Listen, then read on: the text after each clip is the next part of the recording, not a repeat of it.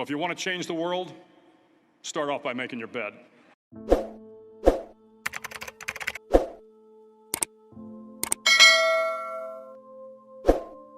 If you make your bed every morning, you will have accomplished the first task of the day.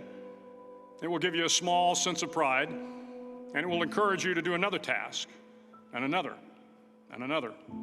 And by the end of the day, that one task completed will have turned into many tasks completed.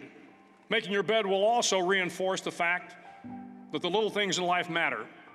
If you can't do the little things right, you'll never be able to do the big things right.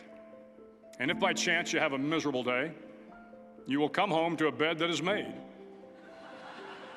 that you made. And a made bed gives you encouragement that tomorrow will be better. To pass SEAL training, there are a series of long swims that must be completed. One is the night swim.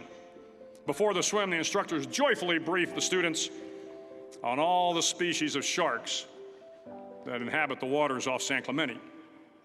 They assure you, however, that no student has ever been eaten by a shark, at least not that they can remember.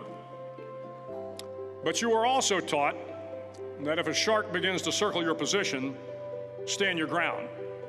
Do not swim away. Do not act afraid. And if the shark, hungry for a midnight snack, darts towards you, then summons up all your strength and punch him in the snout, and he will turn and swim away. There are a lot of sharks in the world. If you hope to complete the swim, you will have to deal with them. So if you want to change the world, don't back down from the sharks. Over a few weeks of difficult training, my SEAL class, which started with 150 men, was down to just 42. There were now 6 boat crews of 7 men each. I was in the boat with the tall guys, but the best boat crew we had was made up of the little guys, the Munchkin crew, we called them. No one was over 5'5". The Munchkin boat crew had 1 American Indian, 1 African American, 1 Polish American, 1 Greek American, 1 Italian American, and 2 tough kids from the Midwest. They out-paddled, outran, and outswam all the other boat crews. The big men in the other boat crews would always make good-natured fun of the tiny little flippers the Munchkins put on their tiny little feet prior to every swim. But somehow these little guys from every corner of the nation and the world always had the last laugh, swimming faster than everyone and reaching the shore long before the rest of us. SEAL training was a great equalizer. Nothing mattered but your will to succeed, not your color, not your ethnic background, not your education, not your social status. If you want to change the world, measure a person by the size of their heart, not by the size of their flippers.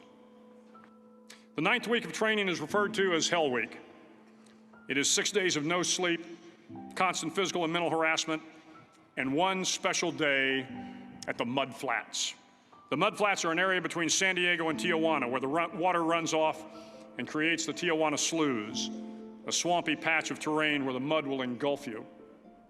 It is on Wednesday of Hell Week that you paddle down to the Mud Flats and spend the next 15 hours trying to survive this freezing cold, the howling wind, and the incessant pressure to quit from the instructors.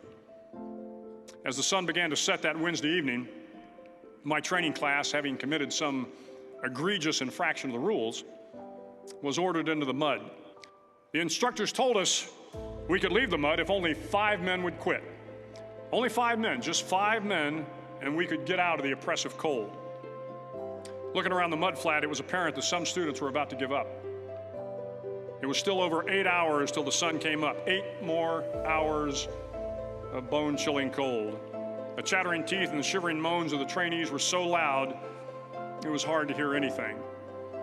And then one voice began to echo through the night. One voice raised in song. The song was terribly out of tune, but sung with great enthusiasm. One voice became 2, and 2 became 3, and before long, everyone in the class was singing. The instructors threatened us with more time in the mud if we kept up the singing, but the singing persisted. And somehow the mud seemed a little warmer, and the wind a little tamer, and the dawn not so far away. If I have learned anything in my time traveling the world, it is the power of hope. The power of one person, a Washington, a Lincoln, King, Mandela, and even a young girl from Pakistan, Malala. One person can change the world by giving people hope.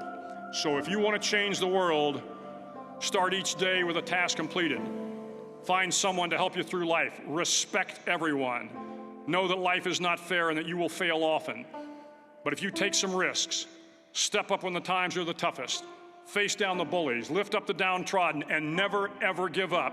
If you do these things, the next generation and the generations that follow will live in a world far better than the one we have today. And what started here will indeed have changed the world for the better.